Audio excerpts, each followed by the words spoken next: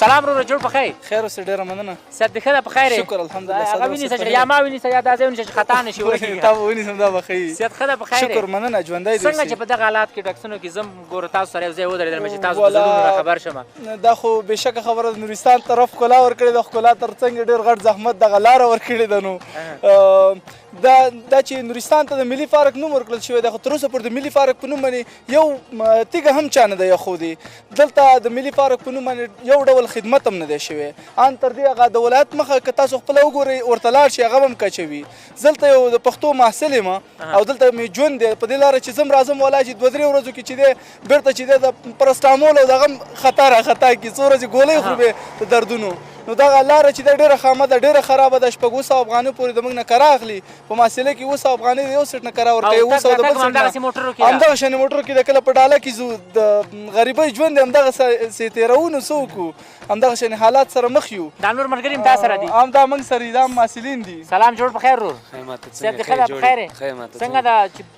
موټر کې په دا رقم وضعیت باندې سړی په ساعتونو مزل وکوي څو ورځې دمه باید جوړه کړي بیا 2 ورځې 3 ورځې دم نه کې ډېر والا زه اوس ستاسو د زړونو نه راغلم موږ بېګا ډېر ناوخته سفر کړی و نو تقریبا 8-9 ساعته د کابل هم سفر کړی و خو د ننګرهار نه تقریبا 8 ساعته 9 ساعتو کې راورسېدو چې کابل هم ورسره یو ځای کې 12-14 ساعته کېږي نو لاره ډېره ستړې لاره وه یاره دا اوس زما سر تاویږي ګوره ځکه سړی ستړی کېږي که نه خامه لاره ده ځکه یو پوښتنه وکړم ته به د خیره څو ورځې دمه کې والا خو زه اوس دا لګیا یم چې د خپرونه وکړم سر مې تاویږي بیا کېدای شي 3-4 ورځې څملم ماله چې تازه راغلی یم لږ تازه دمه یم که نه بېشکه دي همداسې اوس تازه دم یې زه ګولۍ مولۍ چې وخوري نو بیا د صحت جوړېږي بیا د خیره خپرونې ته راوځه سمه خپرونه به جوړه کړي ولایت خلک ټول په همدغه حالاتو کې دغه ګاډې وینئ تاسو خپله کیمرې شاید راواخلي ټول هم دا ډاکسنې دي که نه او تقریبا تر 700 افغانو پورې په سیټ کې کرایه اخلي او 250-300 باندې چې په دې واډۍ کې خلک راځي نو په دې خاطر باندې چې کرایه کمه ورکړي د غربت ورځې شپې دي افغانستان کې کاروبار هم کم دی تاسو ته خو بهتره معلومه ده دلته کوزېږئ موږ هم دلته کوزېږم دي دغه چوک ته دلته راغلو خو زه درنه کوزېږم ځکه چې دلته راورسېدلم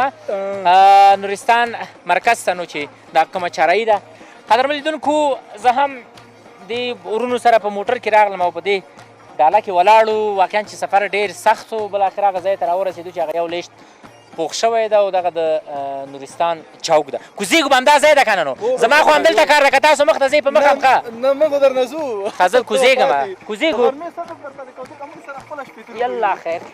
یلا خیر کې ځئ نو الله مو مل شه په خیر لاړ شئ په خیر لاړ شئ الله دې سرکونه په خیر سره جوړ کړي په خیر لاړ شئ